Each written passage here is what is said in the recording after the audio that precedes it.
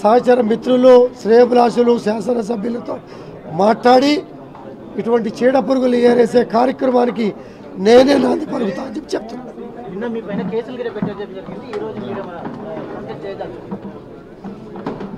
మీ అందరూ చూశారు,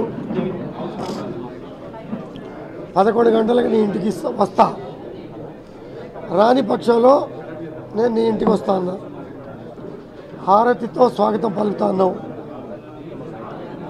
పిలిచి రాళ్లతో పూల కుండీలతో దాడి చేయించావు. 50 మంది పోలీసులు ఇంటి చుట్టూ పెట్టుకున్నావు. నాకన్నా ముందు పోలీస్ స్టేషన్కి వెళ్ళి నా మీద కంప్లైంట్ ఇచ్చి 20 సెక్షన్లు పెట్టి కేసులు బుక్ చేయించావు. మీరు తీసినటువంటి విజువల్స్ ఆధారాలతో ఇచ్చిన కేసు పెడితే ఇంతవరకు ఎఫ్ఐఆర్ చేయాల. పోలీసు ఎవరికి సపోర్ట్ చేసింది? 6 గంటల పాటు సీనియర్ శాసనసభ్యుడిని పోలీస్ స్టేషన్లో నిర్బంధించింది. మరి కొంతమంది నా మిత్రుల్ని మేజిస్ట్రేట్ ముందు హాజరుపరిచారు. ఇటువంటి పరిస్థితి కారణం ఎవరు? హరీష్ రావు గారు కూడా వాస్తవాలు తెలుసుకోకుండా సడన్గా హెలికాప్టర్లో దిగి మాట్లాడారు. వాస్తవాలు తెలుసుకోవాలా?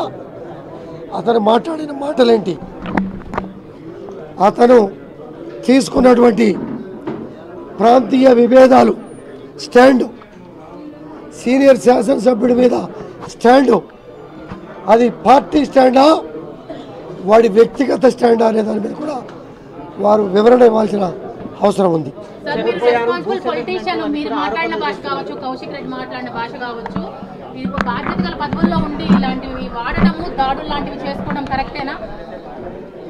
చాలా బాగా మాట్లాడు.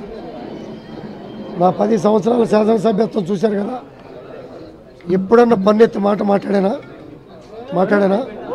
ఎందుకు మాట్లాడాల్సి వచ్చింది? మాట్లాడే పరిస్థితి ఎందుకు తీసుకొచ్చారు? నా మిత్రులు శ్రేయభిలాషులు ఏంటంటే సహజంగా గాంధీ చాలా చక్కగా క్రమశిక్షణగా ఉంటాడని భావిస్తారు. పిల్లిని రూమ్లో పెట్టి కొడితే ఏం చేస్తుంది? 1కి 4 సార్లు సమావేశాలు జరుగుతున్నప్పుడు బయటకి వచ్చినప్పుడు కూడా రెచ్చగొట్టే మాటలు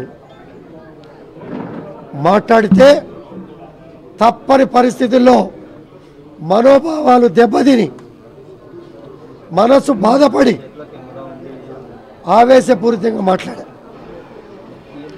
అణిగి ఒక చీటరు, ఒక బ్రోకరు మాట్లాడిన మాటలు ఎంతకాలం పడమంటారు మీరు? ఎంతకాలం నిందించబడి నిందని వేసుకోవాలి చెప్పండి. అందుకనే నేను స్పందించా. ఇప్పుడే మీకు చెప్పా, ఈ చీటర్ల మాటలకి కేసీఆర్ గారి స్పందన రావాలి.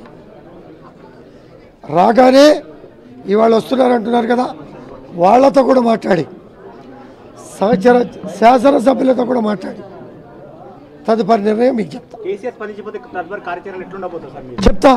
స్పందించకపోతే అని ఎందుకు అనుకుంటారు? వాళ్ళే వచ్చి వాళ్ళ కొంతమంది కలుస్తున్నారు, వాళ్ళు ఏం మాట్లాడుతున్నారు?